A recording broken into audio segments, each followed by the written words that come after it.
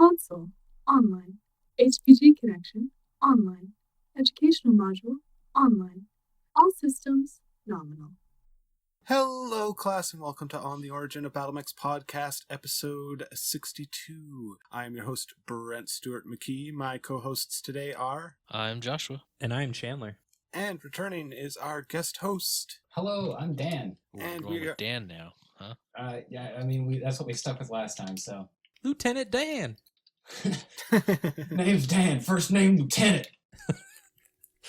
And just like last time, we are going to continue on with the Hunchback with Part B. We are starting today off with the 6N seen in 3059. This guy has a movement profile of 4-6. It's got that small pulse laser in the head that it is required by contract to have, which we talked about last episode, and the AC-20 in the right torso, and a medium laser in both the left and the right arm. It has 10 double heat sinks and 4 tons of ammo for that AC-20 in the left torso, which is protected by case.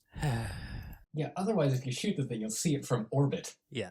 On one hand, I like the fact that it's got a bunch of ammo. On the other hand, I feel like 4 tons is a bit overkill for your normal game of Battletech. But then again, if you take precision ammo... Being able to shoot 20 times is a lot, right? You can probably get away with 3 tons. You could like say this is some sort of like a retrofit for like some like an endurance campaign or something, like multiple encounters one after another for some sort of RPG setting. So the 6N is literally just a reaction to the 5N. Yes, because Kaliyama is like, oh, so they didn't like what we did with the 5M, huh? Well, we're just gonna give them more ammo. But is this enough ammo for you? And then you just like see the lead designer just like maintaining eye contact with a mech warrior as he just keeps shoving AC-20 ammunition into the bin. See, now I was picturing instead of shoving, just like him strong-arming a bin and as the ammo dumps into the hatch, you know? But it's definite just, like, eye contact all over the hangar. Yeah. I do like that they got rid of the extra heat sinks that it didn't need. Like, it's a Hunchback with an AC-20. It doesn't need 13 double heat sinks. No, the doubles help out a whole bunch, but you can drop it back down to the integrated 10, really. Yep. Yeah. So this guy also has some new art from a different TRO, and it's got that nice dragon plastered right on the thigh and the chest. And I know 4 tons is a lot for AC-20 in classic Battletech, even though 20 shots is not a lot in any realistic setting. Mm-hmm. But I think this guy, why not just carry 4 tons of precision? Yeah, that takes you down to the same number of shots as your 4G, but now you're reducing your enemy's movement modifier by what, 2? 2. Yeah, it's by 2. So you're basically giving yourself a pulse AC-20. Yeah, and I would forgive Kaliyama for that if, you know, they knew that kind of stuff existed at the time. Because I'm pretty sure that was still like cutting edge Davian tech at the time. So Kaliyama's just like, just give them more ammo since they hate what we did before. And then the engineer's just like, okay, here's a bunch of ammo, guys. Is this enough for you? Is this good? Are you set now? Are you satisfied? I don't remember who introduced the LB-20X to the Inner Sphere again. Was it the Steiners? Precision ammo for Alpha Strike. Is that a thing? Do you know? Mm-hmm. You are my contact for Alpha Strike, so you'd have to tell me. I haven't really looked at special ammo because it hasn't been used in the 350 format yet. Mm-hmm. Because I'm just wondering if you could take it and that would make it worth it in Alpha Strike. Because otherwise, this is a pretty lackluster Juggernaut. Yeah, that's fair. I mean, I guess it's got case, which is good. You don't suffer ammo explosions in Alpha Strike with this, but that's the only reason to take it over a 4G. But honestly, if you can take a 6N, you take it over a 4G for Alpha Strike, because that case, it's the same amount of points, the same stats, except for that case. So speaking of points, this guy's got a battle value of 1130 and a point value of 28. And then we come to the Hunchback 2C2, seen in 3061. It's got a movement profile of 464. It's got 2 medium pulse lasers in the center torso, and then it has 2 heavy large lasers in both the right and the left torso. It's got 19 double heat sinks, an XL engine, and endo steel. And it's still still has an overheat of 4. Yeah, this thing can generate 72 heat just with the heavy larges. Mm-hmm. So that's 80 flat if it alpha strikes and doesn't move. Like this thing, 84 heat if it jumps. So this was the clan's response to having to dispose of Sulama remains. They turned the final ride into a crematorium. Oh, you're not wrong, though. Death and disposal in one easy ride. It is marginally better armored crematorium, though, compared to the Hunchback 2C standard. It has a extra half ton by the looks of it. Mm-hmm. Now, this one, if you're playing with water in Alpha Strike, this one might let you do some really gamey shenanigans. I'm going to double check, but if I recall correctly, if you are standing in water, you sink all of your heat. That would be very strong. Which means this guy could overheat 4 on top of his base 4 and not shut down. But let me double check that because that seems a little too strong. Yeah, it sounds like we're getting into if it's stupid that it works territory. Yeah. Yeah. We're not quite at Peasant Rail Gun, but we're getting close. Yeah. Have you heard of the Peasant Rail Gun? I have heard of the Peasant Rail Gun, and it is amazing. For those who do not know what the Peasant Rail Gun is, the long and the short of it is, if you have enough money in D&D, you can pay peasants to stand, like, basically in a line between towns, and due to the way the mechanics work, a free instantaneous action is to pass something from, like, one person to another in their hand, so you can essentially give something to someone and it instantaneously shoots to the other town. So you do that, you line up 100 peasants in a row, and you give a spear to one of them, and you say, send it that way. And by the end of the thing, you're reaching, like, relativistic, like, velocities, and you go through the dragon. Of course, your GM goes, no, that's not how this works. And then you're sad. And then your fun GM goes, that's awesome. I do find it really interesting how much the Warden Crusader technology divide at the time of the late clan invasion is really shown in the Hunchback 2C. And you don't see it nearly as much in some other mechs. Like the 2C2 has weapon is like pure Crusader. Like it's got the heavy large lasers. It is I want to murder things. And then the 2C3, while also wanting to murder things, is a different flavor of murder. Yes. And is arguably better depending on who you like. But usually you don't see such as high a dichotomy. Usually it's like, oh yeah, it's got, one heavy laser. So that means it's a Crusader mech because it has something the other ones wouldn't have. Mm-hmm. But no, these guys go full in. Like, yeah, we are Crusaders with our heavy lasers. Fear us. Or, fear me overheating too much and boiling away your oceans. We will shine bright, shiny lights at you until you fall down. Yes. Okay, so you only subtract 1 heat level if you're in depth 1 water. So you couldn't endlessly put out 8 points of damage with this thing. And now Josh is sad. The order of operations is not entirely clear and consistent in Commander's Edition, but the way I'm reading it is you move through the process to reduce heat, and then you apply the heat you gained this turn. So if you were to do that, you would shut down. Anyway, so you wouldn't even get to remove that 1 heat that turn. Mm-hmm. But you could do something kind of silly where you're, all right, I'm awake, I shoot. I'm asleep, I cool down. That's just how your game goes. 1 turn you fire 8 points of damage and you shut down. The next turn you're shut down and then you wake up to, on the 3rd turn, fire 8 points of heat and shut back down again for turn 4. That sounds like a risky maneuver. You have your lance mate is like a centurion with just 2 shields who stands in front of you. you pull the I will protect you. Yeah. So the 2C2 has a battle value of 1869 and a point value of 29. And then we are followed up by the 2C3, which has the same movement profile of 464. It's got an ER medium laser in the head, so a break with tradition. And then it's got 2 ER medium lasers in the center torso. And then it has one ATM-12 in the right torso and two ATM-12s in the left torso. It's got an XL engine, and it has 4 tons of ammo, 2 of which is standard, 1 is extended range, and 1 is, what does the HE stand for? High explosive. High explosive. And it also has endo steel. It's ammunition for people who hate concrete. So this one, in my opinion, it's the much scarier brother of the two. Like, terrifyingly scary. Like, so one of those ATM-12s with standard ammo, assuming all the missiles hit, which I know is a big assumption, will do 24 points of damage. And if you decide to be cheeky and get close and use high explosive, that's 36 per launcher. Ooh. This thing could do an absurd amount of damage in one go.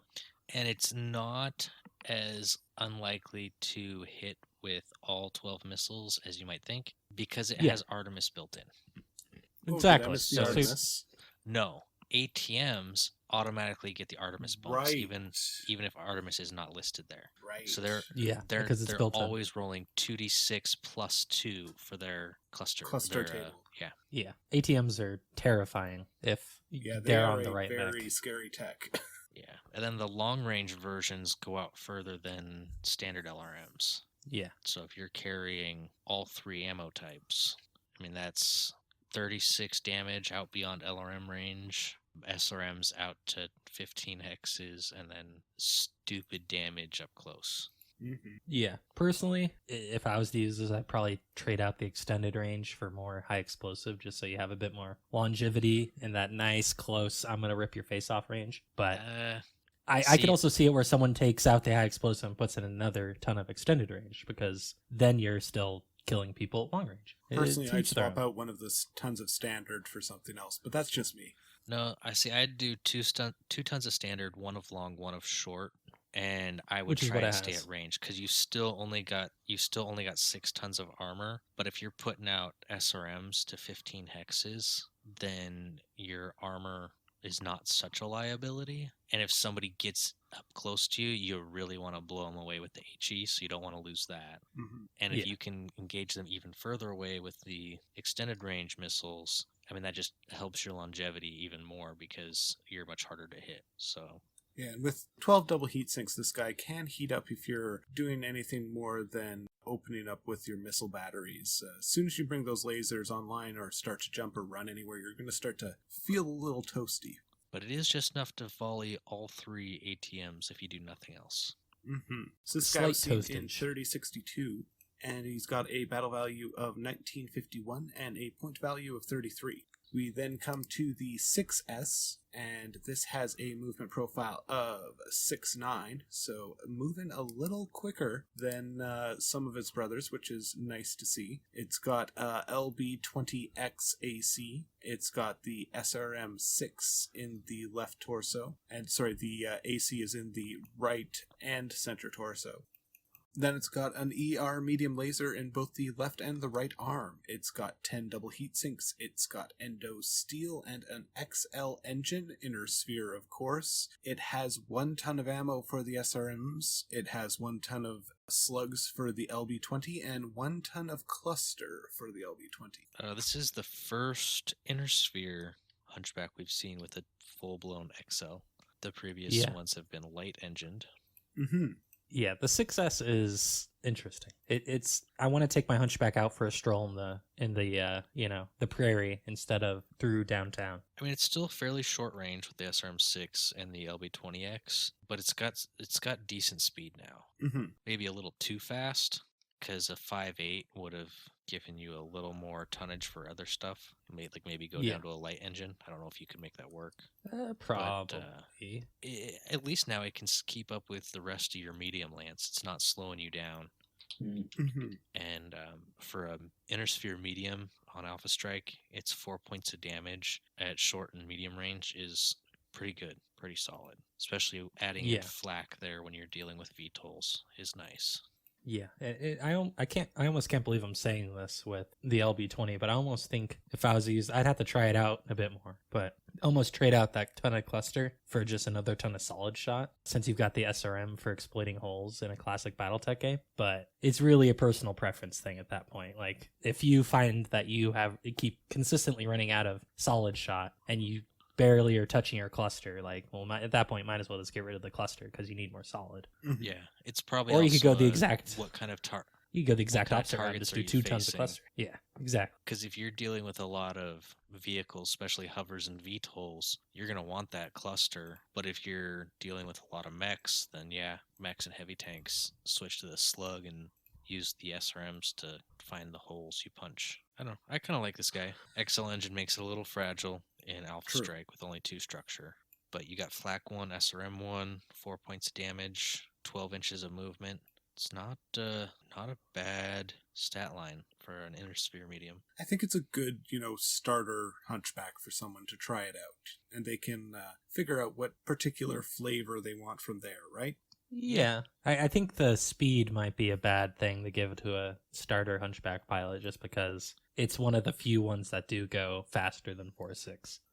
That's fair. Yeah, you're going to spoil them. They can actually get decent movement TMM? modifiers. Yeah. Yeah, but gun go fast. Hunchback go burr. I think it's a really fun concept. It'd be a fun concept as like a story for like someone who pilots a 6S for a long period of time. Be like, yeah, this is how fast I'm supposed to go in a Hunchback, and like throttle himself to move at like sprinting speed for a regular Hunchback. And then, when the enemy comes close and is like, yeah, this guy's a piece of cake, he's in a Hunchback. Well, this run circles around him. He just kicks it into full gear, and all of a sudden he's just, doing circles around him in a 6.9, essentially. Or you have that grizzled warrior who finally gets shot out of his family's 4G and it gets replaced by a 6S, and he's suddenly like, wait, I can do this top speed, but it's not even my top speed. Yeah, because you're unlimited power. My ride's so cushy now. Oh, this is great. because your run speed for most Hunchbacks is the walk speed for a 6S. Like, Yep. it's a magnitudes faster. Well, this guy was seen in 3063 and has a battle value of 1380 and a point value of 33. Ooh, and it's available to the mercenary market. Of course it is. One of your favorite bits of text in the Battletech universe, isn't it? Yes. It's a Hunchback. I don't think there's one that's not. Well, no. There's a couple that aren't available to the mercenary market, but I'm guessing we don't 2Cs talk about aren't. those ones. Oh.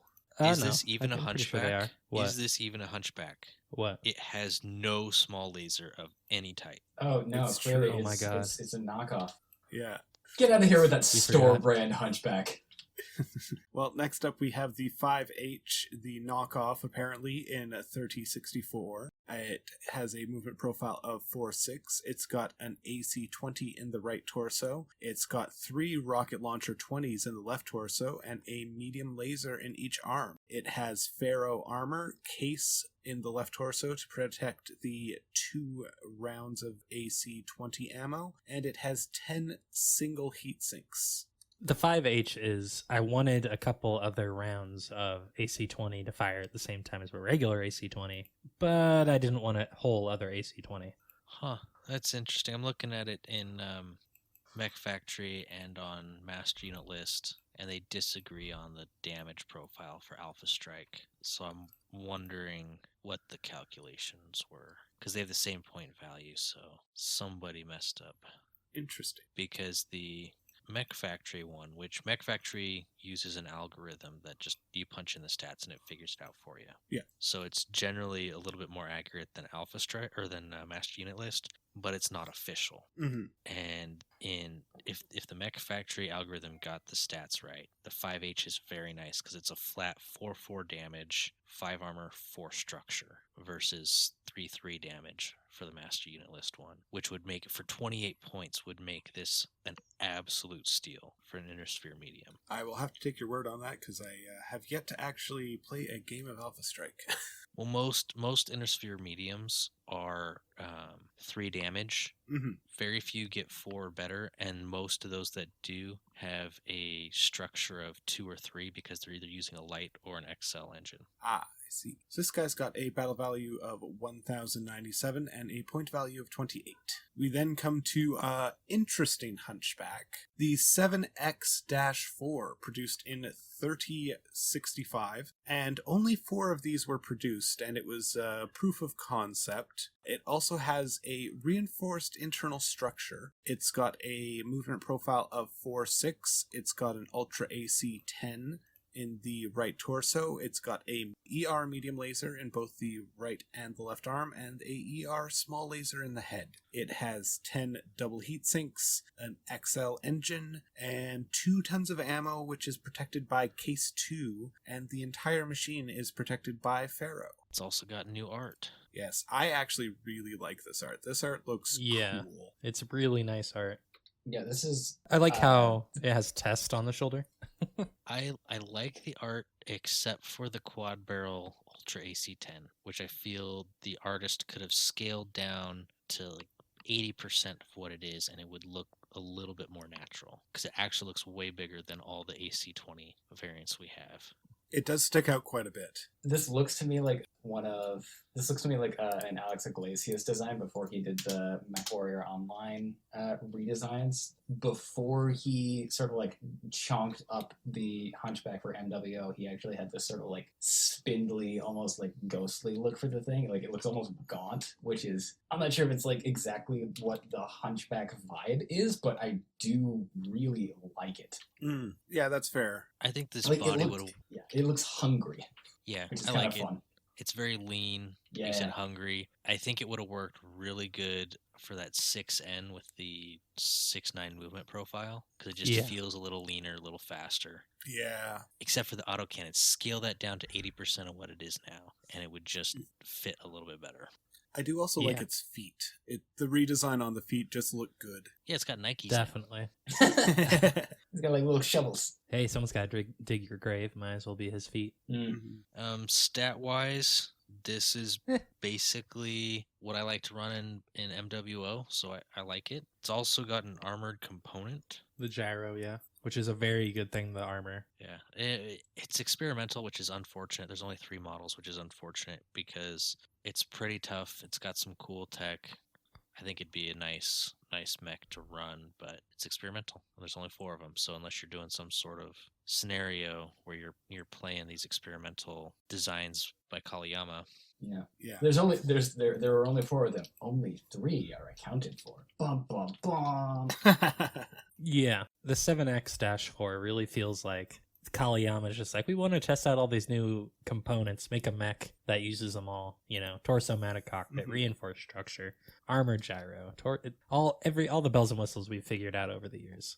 And so, they just handed it to some random technician who's like, I really like Hunchback, so let's make this as a Hunchback. And then they made this monstrosity that is both terrifying and not terrifying at the same time. Yeah. I mean, the interesting thing is in the fluff, it was modeled to be an upgrade sort of thing, but it didn't take off because the Ultra AC, of course, has, like 2 shots or bursts, and so it doesn't have like the stopping power of an AC-20, which is mechanically not coherent because they stick together. Yeah, and the prototype emphasizes protection, at least according to the lore, to the point where its firepower does not do what most Hunchback buyers want, which is bring that AC-20 to an urban area so that nobody can use that urban area. This is my shopping district now. I think it'd be really cool to see this in like painted up in like Explorer Corps colors, like Explorer Corps just kind of picked one off the, Kaliyama's just trying to get rid of these random mechs they have sitting around in some dusty warehouse, and Explorer Corps walks by and is like, hey, I'll take that off your hands. See, what I'm saying here, go for it. For some sort of prolonged deployment, like, the structure ain't gonna break unless you get into some sort of really stupid fight, which Explorer Corps are either, gonna just be dealing with some angry natives, or you're in a stupid fight. I don't know where, it's armored death. it's a very angry little mech that I think they would like, and it's even got that like sci-fi industrial look that I feel like it really fits them. Yeah, that's sort of what I was going to say. I want to see this thing painted up yellow and disguised as some sort of industrial mech until the right moment. You hang a crane off that autocannon. Yeah, and the crane is just like a breakaway. Yeah. So what you guys are saying is this machine is a fantastic narrative hook that is just waiting to be used. Yeah. Yes. This is one of the most characterful of the Hunchbacks. Yeah. So it's got a battle value of 1208 and a point value of 29. We then come to a short-lived design, the 5SG, seen in 3068. This guy's got a movement profile of 464. It's got a Guardian ECM suite, a Gauss rifle in the right torso, and a medium pulse laser in each arm. It has endo steel and stealth armor, as well as a light engine and a compact gyro with 10 double heat sinks. Now we're talking. I like it. It's too bad it's a short-lived design. I mean, it knows what it wants to do. Yeah. Someone looked at the Hunchback and was like, I got a bunch of these. I mean, the stealth armor only really works on this model because you can stay at range with that Gauss rifle. It also, Master Unit List says it's unique as well. Is it? Huh. Yep. Lyran Alliance and unique. Disappointing. So because it looks like a lovely machine. Yeah. Again, this is one of those things it was if I'm playing. It was a prototype that never saw full production. That's why. Again, great narrative hook because for a BattleTech RPG, especially if you're using classic BattleTech combat rules, where you can have your stealth armor and your Gauss rifle and just have one of your characters be the sniper character, great mech. But you're not going to get to use it in a standard Alpha Strike or classic BattleTech game. Mm-hmm. You could even have that as like some sort of like NPC gunslinger that shows up every so often and just like saves the party for some reason and then just fades into the distance. That'd be pretty sweet. Yeah. It's like that one perk in Fallout. Knockoff brand Marauder or Bounty Hunter. Yeah. No, what you do since it's a prototype is you make the 3070 remake of the hit movie Shooter, except everything in the movie is a battle mech. So I'm not sure if this is the reason, but I remember reading something on a different mech, and I don't remember which mech, so I may be completely off base with this. But there was a period of time where the Lyran Alliance, because it was still the Alliance at this point, was a big laugh. Yeah, they are a big laugh. Was working with the Capellans to try to get stealth technology in their hands, and they were... I can't remember if they had like some Capellan techs on like lease, in air quotes, or were just kind of borrowing the technology, but they had to buy the parts from the Capellans. And then at a certain point... Well, I actually have some of that covered in one of the pilot profiles a little later in the episode, so... Ooh. Well, I guess that probably answers my question then. But essentially, the whole trade agreement fell through, and this is probably just what got caught in the crossfire of that. And so they made this anticipating they'd have all this stealth armor they could make, and then they weren't able to actually supply the stealth. Mm-hmm. So this guy clocks in at 1577 for the battle value and a point value of 34. We then come to the 5SS in 3068, and this guy has a movement profile of 4.6. It's got that ER small laser in the head that we always love to see. It's got an ER medium laser in the right torso, as well as a MML9 with Artemis 4. In the left torso, it has a MML9 with Artemis 4 and a ER medium laser in each of the arms. It has 10 double heat sinks, endo steel, a light engine, heavy duty gyro, and 3 tons of armor protected by case in the left torso. 2 tons of it is SRMs, 1 ton is LRMs. So I think this one's kind of cool. Yeah, I really like it. Because it basically takes the 4 SP with the 2 SRM6s and the 4J with the 2 LRM10s and says, I'm going to do both at the same time. ¿Por qué no los dos? And we've talked about how an LRM with Artemis is basically has the hit chance or the damage output of an LRM one size up without Artemis. So even though it's an MML9 rather than the LRM10 on the 4J, 4H, one of those. I believe the fact it has Artemis means it's actually going to do more LRM damage on average than the old model. Plus, now you've got half again as many SRM missiles in the air, and they have Artemis. This guy's brutal. Mm-hmm. Well, that is reflected in his battle value of 1342 and the point value of 33, so still quite a big slugger. I mean, is this just a medium weight replacement archer or trebuchet or something like that if you don't have one of those? Yeah. Or at the very least, maybe. it's North Storm trying to replace them with a Hunchback model because they already have the production for them. Mm-hmm. With an archer, you're probably looking at LRM 15 or LRM 20s, which I don't think your MML 9 with Artemis is going to match. No, but I mean, you're also 50 tons, so you're shaving 20, 15. You're shaving, yeah. It's like, Mom, can we have an archer? We have an archer at home. The archer at home. Yeah. Yeah. I don't know if I would go that far.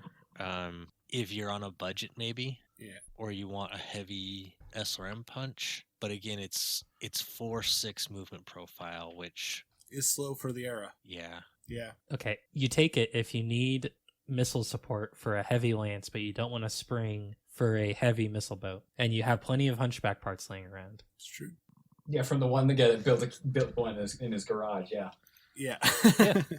I feel like a lot of these Hunchback variants would have been better off as standardized field refits instead of completely different designs. I wouldn't be surprised if many of them started off that way. We just haven't gotten the full story, you know? Yeah, and we've talked about how it's basically that kit car. Mm-hmm. A lot of the original Swaybacks were refits in the field or, semi-factory refits. And then later on, they became much more standardized with North Storm essentially going, hey, I like that. I'm going to make my own version and then sell it because money. It's like is the Hunchback essentially of what's Perseus. Yeah. You've replaced so many of the parts. Is it still the original Hunchback anymore? You mean Hunchback of Theseus? Theseus, that's it. The Hunchback is so prolific at this point. Now they've gone from, it's like Coke. You don't just have Coke anymore. You've got Diet Coke, Coke Cherry, Coke Zero, and you've got the Hunchback Vanilla. in all these flavors. And they're just like, well, maybe people will buy it. I don't know. Let's put it out there. This is some cool tech. It's a big galaxy. Someone will want it. Yeah. And they're not wrong. Someone probably did buy a bunch of those and was like, hey, we got enough Hunchback parts laying around. We can fix this pretty easy. Yep. So after that, we come to the 5P a year later in 3069. Nice. It's got a movement profile of 4-6. It has a C3 slave, ECM suite. It has 3 ER medium lasers in both the right and the left torso, and then 1 medium pulse laser in each arm. So no small laser in the head. Disappointing. It's got 18 double heat sinks, and yeah, it doesn't have any special tech inside aside from that ECM suite and the C3 slave. That slave replaces the small laser, so I'll accept it. Yeah. They both have S. I really want to like this guy. I really, really do, because it's got the ECM, and it's got the C3 slave, and it's got a boatload of close-range weapons. Mm-hmm. So it looks like it should just rush in there, get that targeting data for its allies while it's doing its little laser light show. Russian air quotes there. And that's the problem. You're not exactly getting in close quickly with that 4-6 movement profile. No. I guess you could hang out 12 hexes away and receive targeting data from a friendly with that C3 slave, but... See, this model strikes me as one that, say you have a lance, you have your C3 master hanging back, and then you have something quick and light, which is running up a little closer, and then this is like, the second punch for getting that data. Yeah, it gets in with the brawl. Mm-hmm. Yeah. I see it as just a different flavor of urban combat for the Hunchback, and then they have a C3 slave on it for giving good targeting data for, fire support, whoosh from a distance. If only you could use C3 slave with indirect fire or artillery. Yeah. Because that would be great for your indirect fire city fighting. Oh, yeah. Could just replace the slave with a light tag if it was custom. Mm-hmm. That said, Same though, tonnage. In Alpha Strike, this guy's got 5 points of damage, short and medium, 6 armor, 4 structure, C3 slave, ECM, energy. So it's not a bad mech by any means. It's It's better than most Hunchbacks, honestly. Well, I mean, we can see that when we look at the battle value and the point value. The battle value is 1340 and the point value is 39. I think that's the highest Hunchback we've had so far. Yeah, no other Hunchback comes close to comparing to this in raw stats for Alpha Strike. So I'm guessing you have it bookmarked? Let me check and see what the faction availability is. I do not. Ah. Oh, well, no. It does get out to the mercenaries after the jihad. All right, we'll bookmark it. You haven't checked it in a while, we'll say. So next up, we have the Hunchback 2C4, the last of our clan models today. It's got that movement profile of 4-6. It's got an ECM in the head. It has 2 ER medium lasers in the center torso, and then it has a rotary AC-5 in both the left and the right torso. It's got 2 tons of ammo for each of those weapon systems in each the left and the right torso, so 4 tons total. And of course, because it's clan, it is protected by a case, and it has an XL engine. You know, if there was ever a mech you wanted to hear, yeah, this is it. In stereo. Hunchback, go Burr. Yeah, I was gonna say this is the Hunchback that goes Bert. Yeah.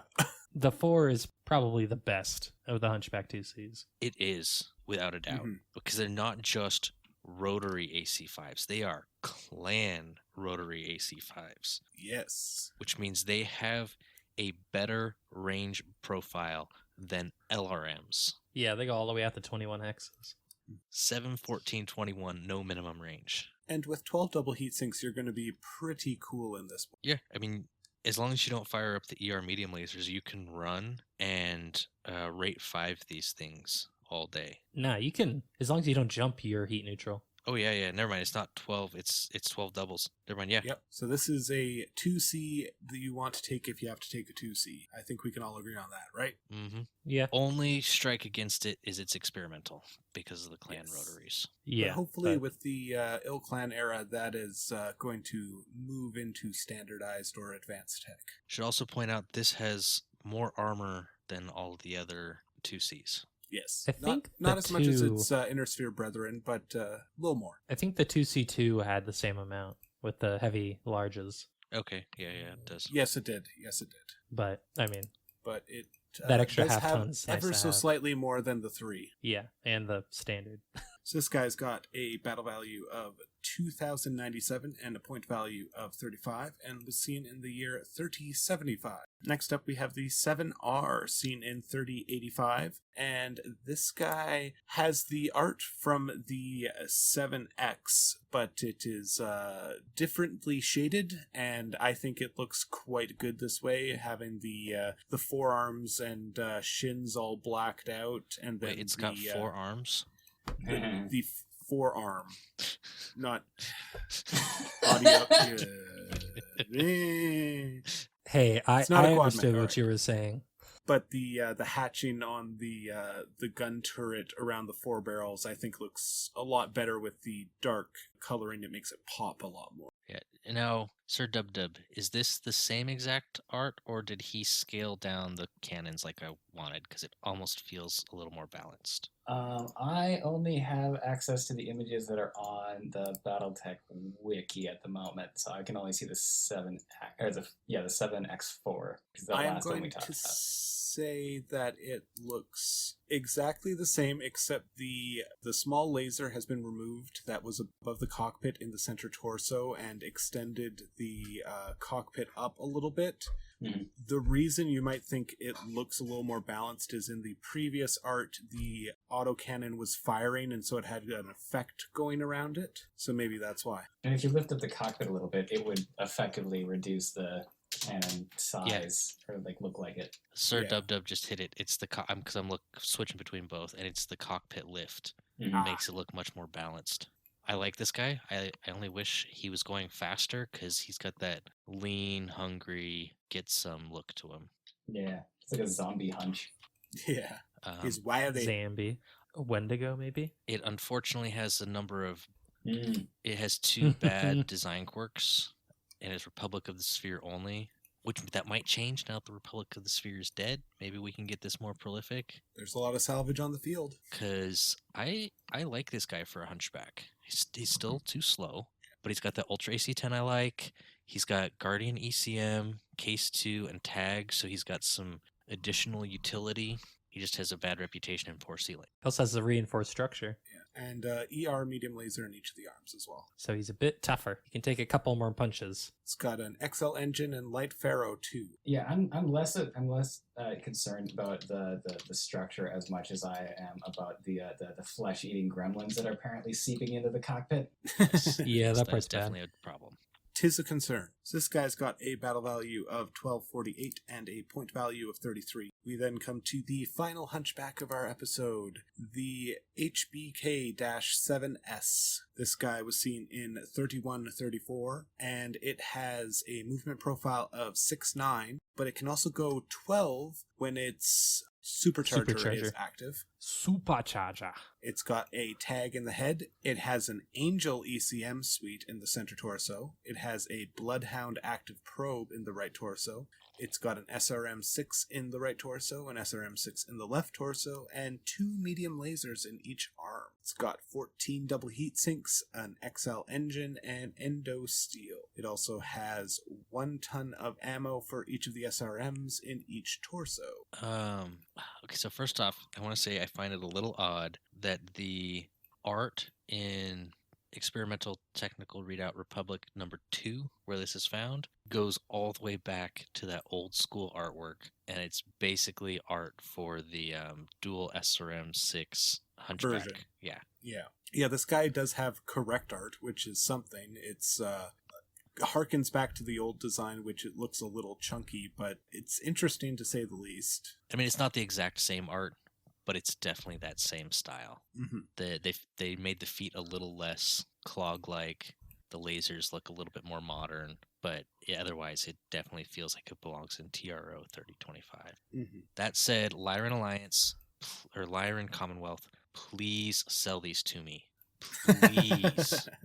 It's advanced rules level, so it's legal in the 3050 format. It's got Bloodhound, it's got Angel, it's got Tag, it's fast with a supercharger. Yes, and it's even got decent firepower in Alpha Strike. It's 4.4. It's expensive as heck, but this is a really nice Hunchback. Sell it to me, Lyrans, please. Shut up and take my money, GIF. Yes. I mean, this goes into Scout Lance. So I own 3 Hunchback models. This is the only one I have that does not have an AC-20. It's the 7S. Because I looked at it and I was like, this is exactly what everyone does not expect when they see a Hunchback. The lore on this is pretty awesome too. Oh yeah. We might get into that with the pilot profiles. If we do, I dibs this pilot in this story. Fair enough. Yeah. The note I have in this part of my show notes is that it is a field mod from a poorly set up raid on the Jade Falcons, which is, I think, a good teaser. So it's got a battle value of 1628 and a point value of 52. So the first one to break that 39 from the 5P. He's an expensive boy with all that fancy recon tech. Yeah. Oh, it's such a good recon mech. Who would have ever thought someone would say that a Hunchback is an amazing recon mech? Granted, it's House Steiner. Only House Steiner would turn the Hunchback into a scout mech. But they made it good, and that's the important thing. So we then come to our pilot profiles. All right, today for our pilot profiles, we're going to start off with Hauptmann John Bigfoot Bailey. He served as the XO of North Storm's security force and decided to go rogue. They commandeered a company of dropships shortly after the Capellan courts deemed the disastrous Shengli Spectre contract binding. He runs a 5S Hunchback and has been seen on Victoria raiding, stealing stealth armor, destroying production lines, and basically trying to harm Shengli's production. Makes you wonder if they actually went rogue or if they went air quotes rogue in a sort of corporate warfare kind of thing. Although North Storm has posted a bounty on his head along with the other deserters, but only if they're turned in alive and unharmed. And at the same time, they basically kidnapped all of the Shengli company's aides and production staff that had been sent to help them build stealth armor. So, Maybe they're rogue. Maybe you can hire them for the right price if you can find them. They're the A-team. It is also important to note that their raid set back the facility production by 8 months. So yeah, Shengui's. Pretty hard hit to the Capellans there. Won't see me crying over that, though. So next up, we have MechWarrior Stephanie. Stephanie used a Hunchback 2C during her trial of position. She was victorious and, of course, was assigned a Hunchback 2C and placed in the provisional garrison cluster. Stephanie felt that this was an insult and, as was tradition, challenged her commanding officer to a trial of grievance. A trial she lost badly.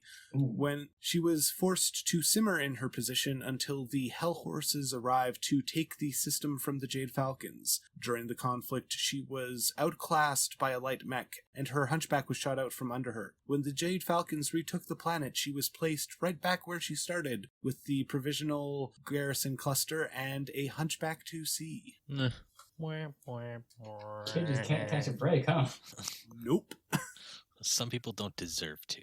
I mean, isn't it supposed to be like bad form to do your trial of position in the Hunchback? It was for a long time, but at a certain point when it became common enough in the military, and the like all or nothing, it was seen as a like, I can always get one kill, all right, sort of thing. Yeah. So, you're still, you've made the cut, but maybe you used easy mode. So, And then- go ahead.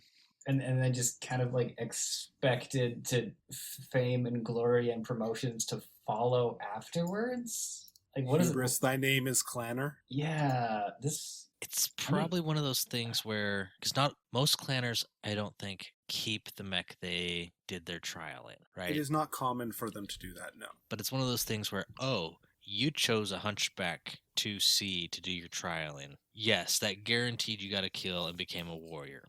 Guess what? Congratulations. We're going to give you want a that ribbon? Hunchback 2C for your career. You wanted it that bad, you get to keep it. Here's your monkey paw choice. All right, so next up, we have another Lyran pilot, Lieutenant Thomas Reichel, who was equipped with a Hunchback 6S when the Lyran's descent towards Terra began. The local Margrave, which is basically a duke in rank, decided that this would be a good opportunity to raid some Falcon worlds. Unfortunately, the unit that Thomas Reichel was attached to got smashed by the Falcons, and he was the only survivor of a battle where his commander ordered his unit his lance to retreat, and then the commander stayed there to buy time, died, whatever. Thomas Reichel got his 6S back to the Trutzburg-class dropship they had arrived in. Sidebar, Trutzburg-class dropship has 3 long-tom artillery pieces. His mech was fast enough with the mask that he was able to get his mech repaired, and he had the techs jury-rig a tag into it. When the Falcons showed up, a full trinary of Falcon light mechs, Reichel walked his Hunchback 6S with that jury-rig tag out of the Trutzburg and began tagging them one after the other so that the Trutzburg's Copperhead munitions could home in and smash one light mech after the other. Oh, man. I mean, as long as he can stay up, that they're going to keep knocking things down, right? Yep. They escaped, and he was promoted to Hauptmann and was made part of a media campaign to play down the losses suffered in the raid. And Margrave Frederick went to Coventry and said, Reichel's Swayback is the scout mech the commando always should have been. Oh, That's not an insult. That's a gauntlet thrown. So Coventry Metalworks has responded with a massive ad campaign to promote the commando and show that it's still a reliable budget strike mech, and it's a good mech still. But in addition to their campaign to promote the commando, they've retooled and expanded their 6S line to produce the new 7S based on Reichel's modified 6S with that tag, and a whole bunch of delicious scouty goodness. Oh my, that's amazing. Which is kind of hilarious when you think about it, because Margrave Frederick's like, this is the scout mech the commando always should have been. Never mind, it's 15 tons heavier. Yeah. No, it's not. The Commando's still amazing. But also, we're going to stuff this thing full of Angel and Bloodhound and Tag and produce it as a scout mech. Yeah, well, I mean, when you have an extra 25 tons to play with, you can fit a lot more stuff in. I mean, it is the Lyran Commonwealth. And what's really scary is the Commando is traditionally a 6'9 mech, which is what this is. But then this gets masked or gets a supercharger and can sprint out up to 12 hexes. So it really is a better Commando. It's the heavy suit of armor for the Lyran Commonwealth officer. Yeah. Yes. No, that's the Commando. This is the scout mech. Oh, okay. Yeah, there you go. Yeah, Commando's heavy battle armor. The Hunchback 7S is a scout mech. And the Hauptmann mech is a medium. Mm-hmm. Definitely. So next up, we have Star Captain Jackson. Star Captain Jackson was a Clan Jade Falcon warrior who served during the Trial of Refusal. It is noted that they were able to engage with Natasha Kerensky during her rearguard action. Unfortunately for Jackson, the glancing blow was the best he got, and his Hunchback 2C was destroyed with ease by Natasha. But Fate, or Joanna, would make sure that the Black Widow never left the field. Natasha. So am I seeing this correctly that like all named Hunchback 2C pilots just like kind of They're not the cream of the crop. except for that like one star of Warden Smoke Jaguars that did like an awesome haka. Yeah, well, remember, they didn't win. They just went out very flashy. Yeah, so like the running theme here seems to be Hunchback 2C go boom.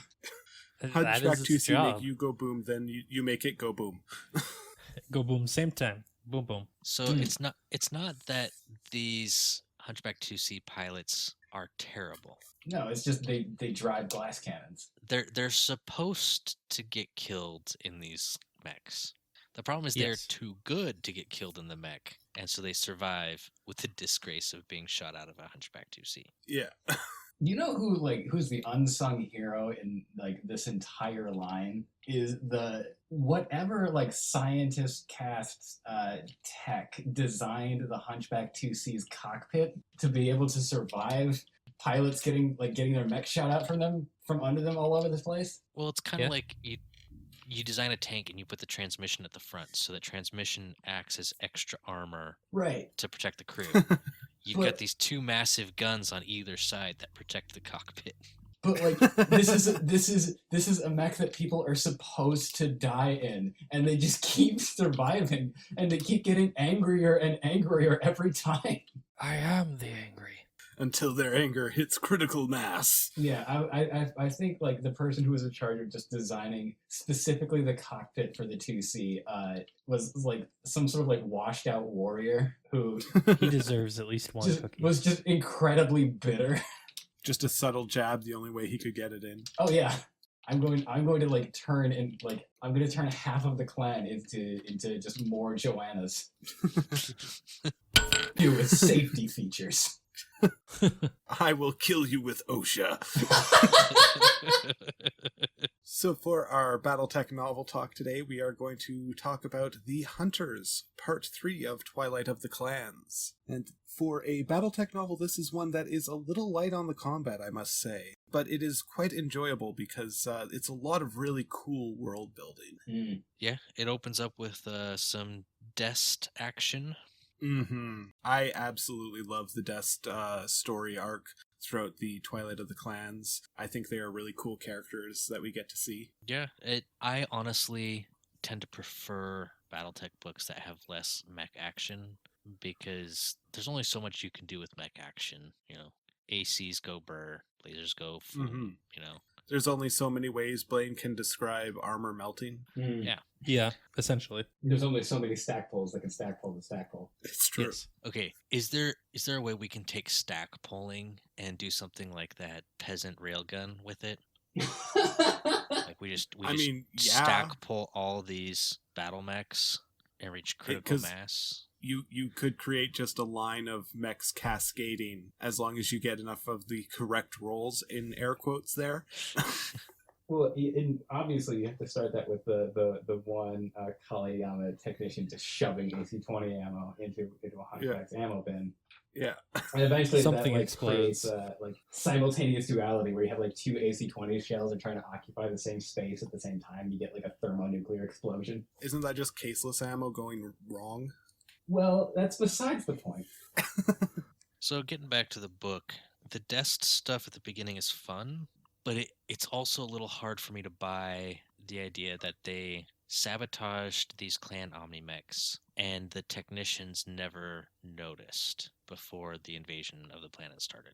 Well, if I'm remembering correctly, it was like a couple hours away. Like there was like a handful of hours from when they sabotaged it to when the invasion happened. So you guys are off a book now because that was the beginning of book 2. Oh, was that? No, yeah. I'm literally, I have it in my hands. What? Hunters, Twilight of the Clans, page 21. Brian smiled to himself, imagining the shock of the Smoke Jaguar pilots the next time they tried to start up their machines.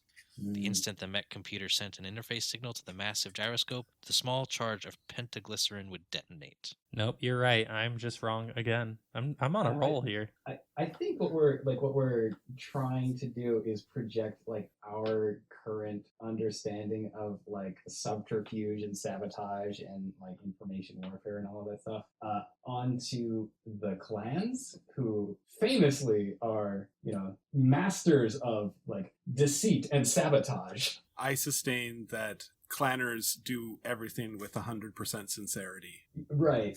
They do not understand irony. They are effectively Drax. Yeah, so like the reason like no one checks, they're funny to us. Yeah, the reason no one checks the mechs before they actually like go out into the field is just the checks already checked. You know, they looked them over already. It said it was fine a day ago, and nothing's changed since then. Therefore, they're totally fine. Okay, and I guess it was basically 45 minutes from when they stuck the charges inside the mechs to when the Intersphere dropship started burning through the atmosphere. So yeah, okay, I retract my objection. Yes. Fair enough. I did like how the, if I'm remembering correctly, there's a little narrative in his head where he's like, yeah, I use over-the-counter climbing gear because it's better.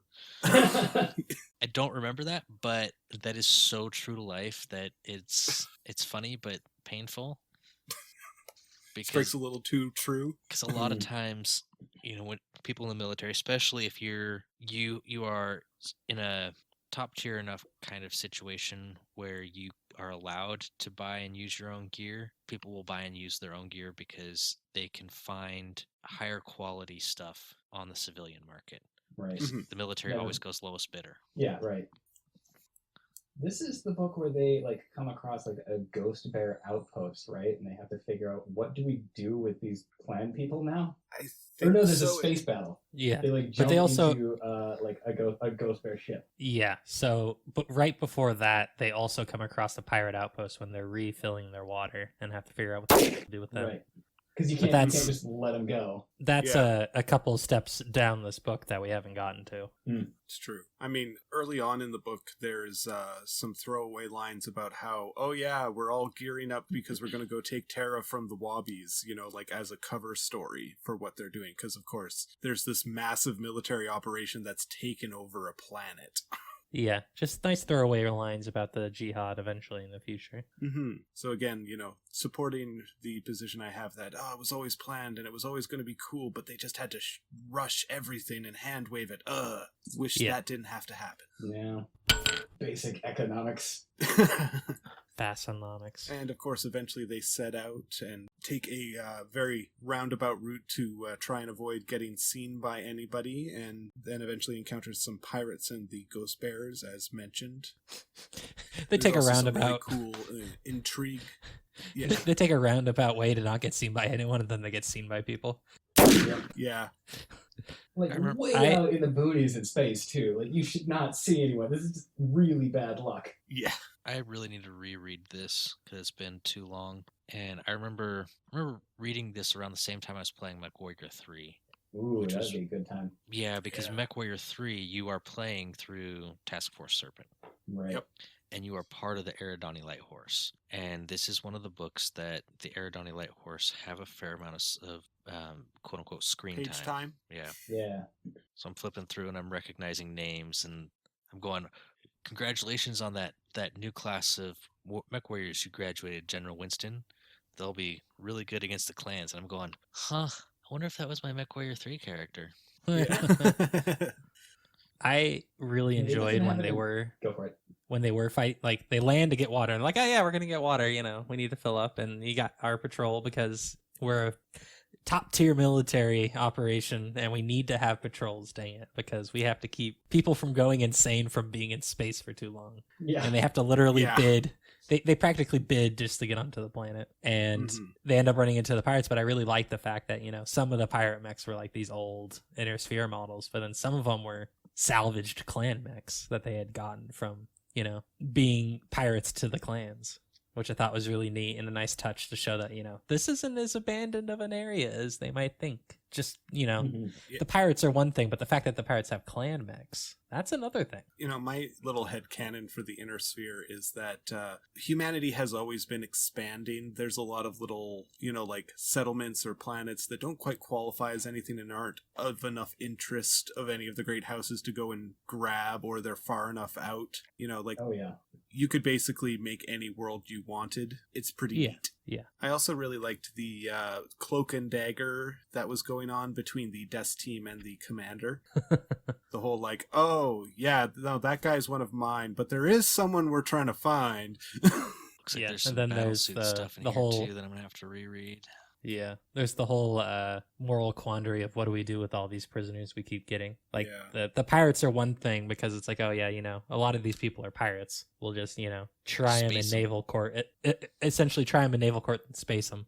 Not that that goes over well with pretty much anyone. Yeah. Even I mean, it'd be one thing if, Paul Masters was like, oh my God, this is horrible. It's like, yeah, you're not wrong, Paul Masters. But when you have like half the, assembled forces going like, hey, we shouldn't do this, that's another thing. Yeah, it's kind of weird to have a Battletech book with like kind of unambiguous, just good guys. Yeah. It's like, it's why I like Paul refreshing Masters. for a Battletech book. It's why I like Paul Masters and why I don't like Blaine's rendition of Paul Masters, but that's neither here or there right now. I really like Ariana Winston as it's nice to see a character that just like has her head on her shoulders and just like is a professional and works really hard, and you just see she's really tired. Oh yeah.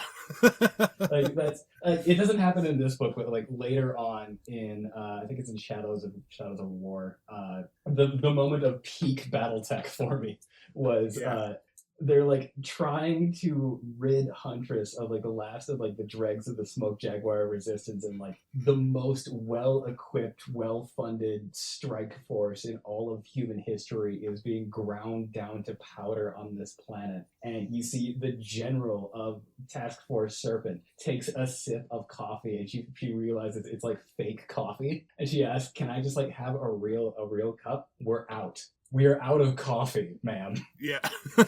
Like, this has gotten real. Yeah. One thing I liked was how they marooned the clan prisoners, and the clanners wouldn't become bondsmen, refused to become bondsmen. I really feel like the bondsman trope is overused, interacting with Inner Sphere and clans in both directions.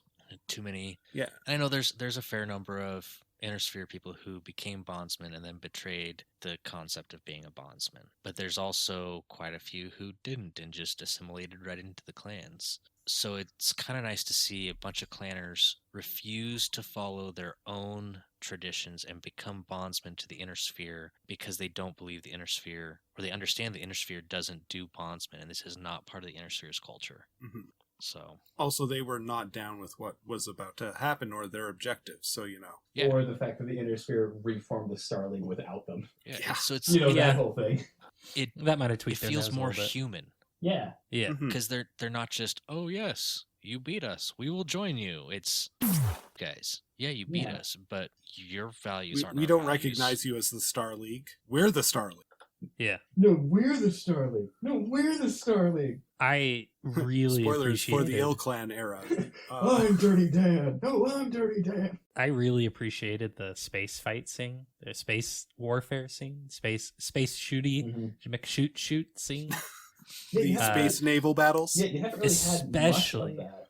especially since the battle cruiser just feels so powerful. Like the entire time you're like, yeah, unless they all the ghost bear ships gang up on this thing, it's not going to go down. It might get wounded, but it's going to rip their faces off in the process, and they're not going to survive. Mm-hmm. And that, did they ever tell us what class it is? Yes. Don't remember off the top of my head, but they do. I'm pretty sure. But that was something I was really just to, keep reopening old wounds, disappointed with Hour of the Wolf. Spoilers for everyone, because this is going to happen within the first, 2 chapters of the book. But I was really disappointed. Not that the McKenna's Pride didn't do things, but it never felt like a unstoppable force to an extent of having such a powerful ship be on the battlefield. Whereas, the Republic of Sphere doesn't really have anything of that class. Like, yeah, they have more ships, but so does Wolf. Like, the McKenna's Pride is a battleship supported by other ships. It should be able to bull its way through pretty much anything they have, which it does, but it never feels like it's got teeth. The way I would describe it is the weight of its symbolism always completely overshadowed its might on the battlefield. Mm-hmm. Yeah, exactly. It was too much of a symbol, not enough of a item of war like it actually is. Yeah. Not that it's not both, but I mean, it's a battleship. It's a battleship first, symbol second. Yeah. So the end of the book, when they're in the deep periphery and they've resolved all the stuff with the ghost bears and the pirates, leaves on quite a cliffhanger, because we have the commander get poisoned. Morgan, Yeah. no. I read these in high school. And they were some of the earliest books I ever read for BattleTech, and they didn't really get me into BattleTech. For me, when I was reading them, they were more kind of ancillary to playing MechWarrior 3. Mm-hmm. Kind of fleshed that game out for me a bit more, but it didn't pull me into BattleTech at the time. But I remember just being devastated that Morgan Hasek Davian was killed. Yeah. I mean, you finally have a successful Davian assassination. Yeah. First one didn't work. Let's try it again. Second target. Because I've always felt Morgan Hasek was one of those really good guys.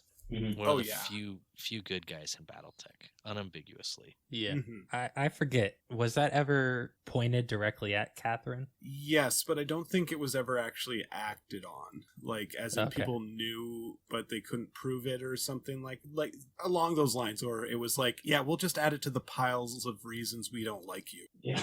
Yeah, because I always assumed it was her, but I haven't read anything that is like, oh yeah, she did it, kind of thing. It's like a mafia boss where you're pretty sure they have a bunch of bodies on their hands, but you ultimately get them for tax evasion. Yeah. Essentially. You always get them for tax evasion.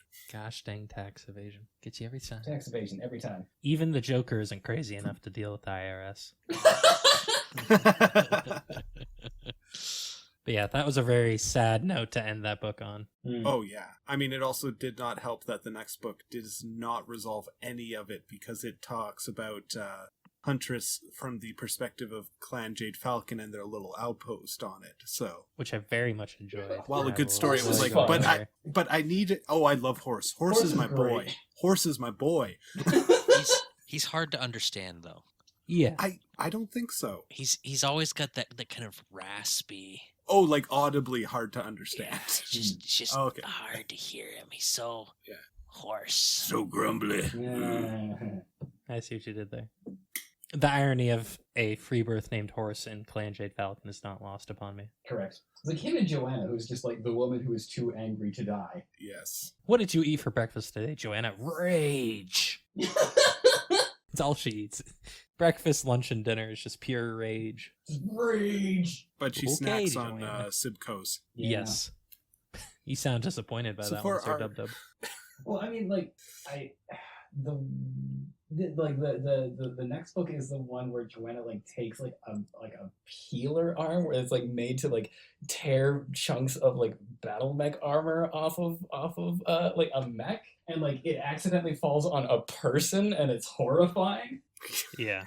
That was the scene that immediately jumped into my brain. Yeah, that's a good scene to have jump into. Never gonna forget that one. Okay. Nope. My brain was like, what would that sound like? And then my brain said, maybe let's not imagine that ever again. Obviously, you need to animate it. No. Hard pass. No. Hard pass on that one. Okay, that's what I figured. So, for our data dive today, we are going to look at House Kurita, Part 3. We now turn back to the behemoth that is the Draconis Combine. When last we spoke about House Kurita, Tenno, the second coordinator of the Draconis Combine, had just committed seppuku due to the news of the loss of his family members. And his son, Nahang... You know what? I'm going to have to Google Translate this real quick. Yeah, reading Kurita names is never a good time. Because sometimes you're like, yeah, I've heard that before from Japanese history, or something very close to it. I got this. And then you read some and you're like, I have no touchstone on how to read this, because I don't have any real interaction with speaking Japanese on a sort of regular basis. It's a bad time. Yeah, and, we don't want to be culturally insensitive. I mean, if we are, though, we can just whip out our white privilege card and cash that in. Well, I was going to say, we don't want to be any more culturally insensitive than Battletech when it was first written in the 80s. Yeah. I mean, we can acknowledge it as part of the thing and be like, yeah, it's not a great place to start. It's fine. We'll figure something out. Everything old is tainted. So this tabletop war game is a product of its time. Yes.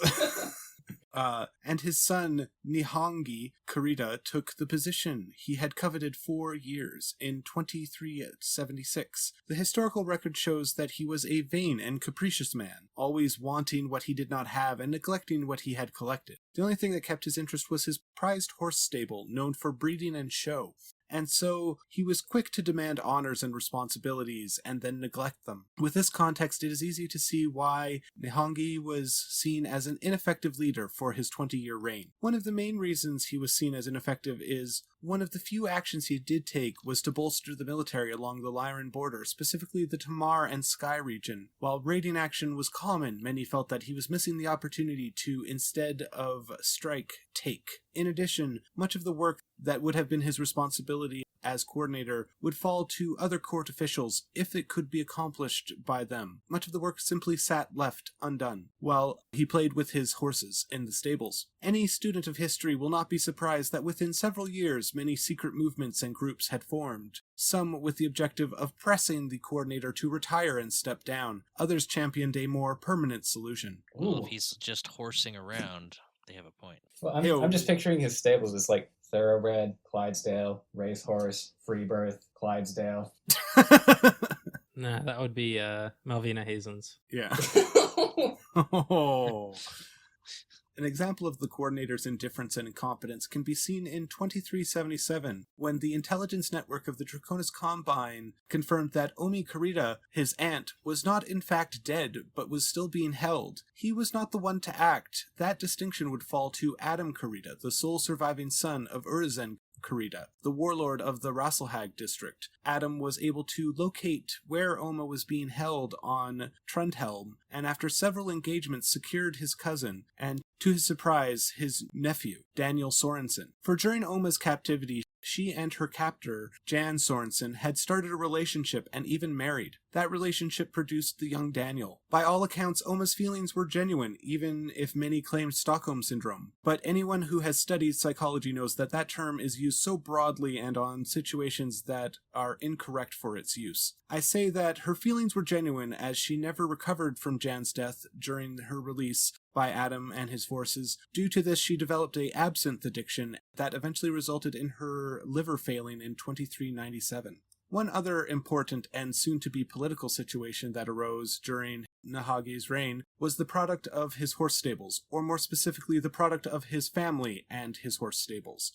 One day, while on the stable grounds, Robert Kurita, the eldest son of the coordinator, discovered by happenstance that his sister, Marika Kurita, had started a relationship with Werner von Rorsch. Werner was not a man of means or political position. He was a simple stable hand. This was unacceptable to Robert, and so upon discovery of the two, Robert beat the young Werner to death with a shovel.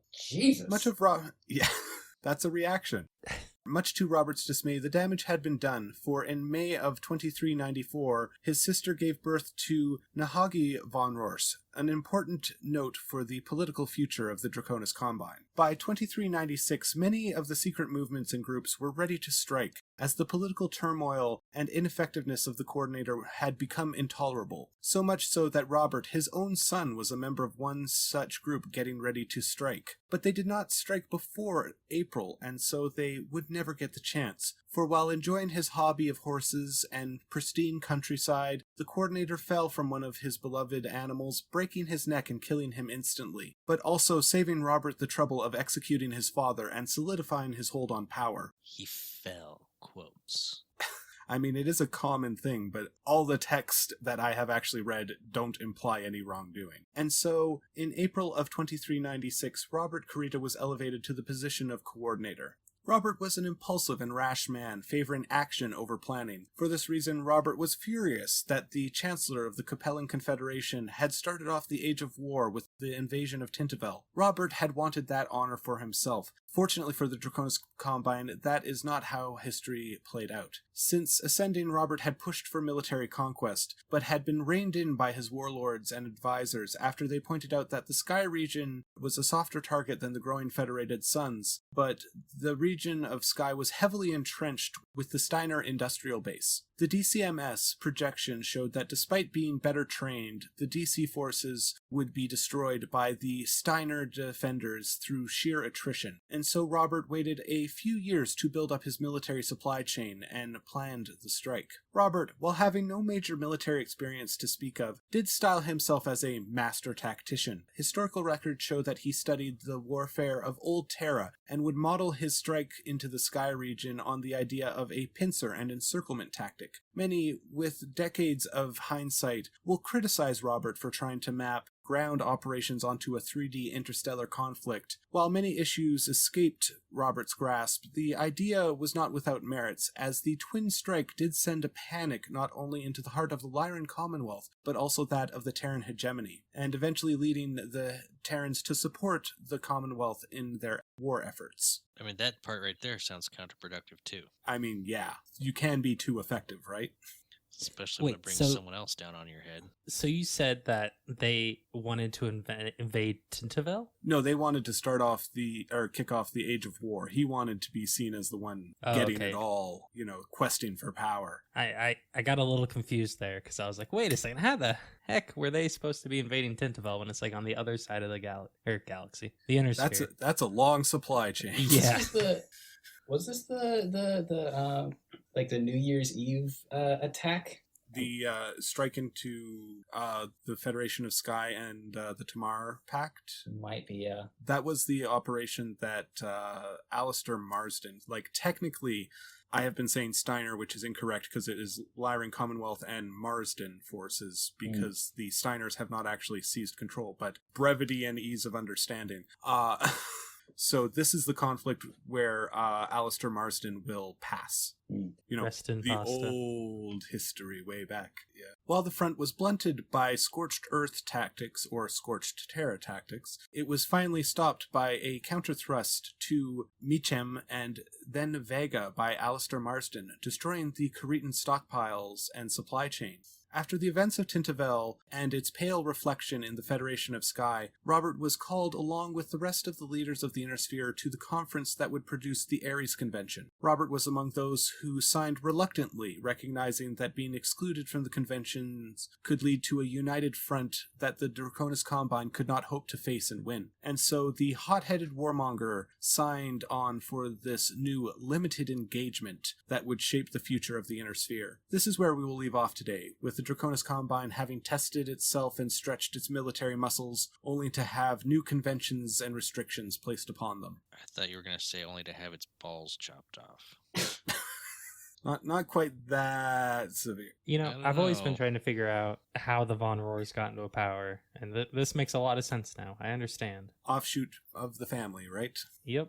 This makes sense. This has answered my question. Our sources for today are Sarna, Battletech Battlemech Manual, Master Unit List, TRO 3039, Record Sheets 3039 Unabridged, Starter Book Sword and Dragon, TRO Clan Invasion, TRO 3050 Upgrade, Record Sheets 3050 Unabridged Upgrade in Inner Sphere, TRO 3058 Upgrade, Record Sheets 3058 Clan and Star League, TRO Experimental Corporations, TRO 3085 Unabridged Old is the New, Record Sheets 3085 Unabridged Old is the New, TRO and RS Prototypes, TRO Experimental Tech Republic Volume 2, and Sourcebook House Kurita, and of course, The Hunters, Book 3 of Twilight of the Clans. Twilight of the Book Clans. 4 before we podcast next. Yeah, I need to get on that too. Quick refresher. You got a little time.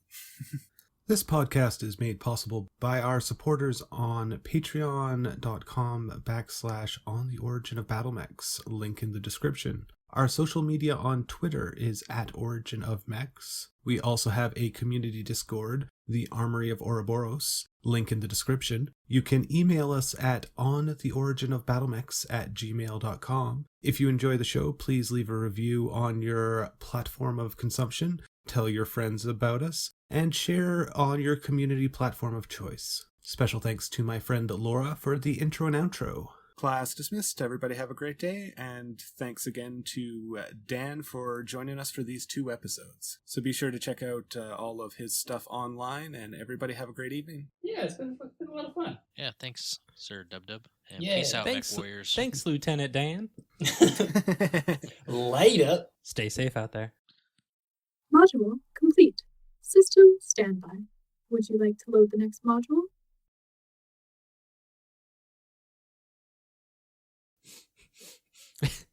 This is where I would put my recording bot if I had one. In a How dare shared people walk? house and not having your recording booth set up yet.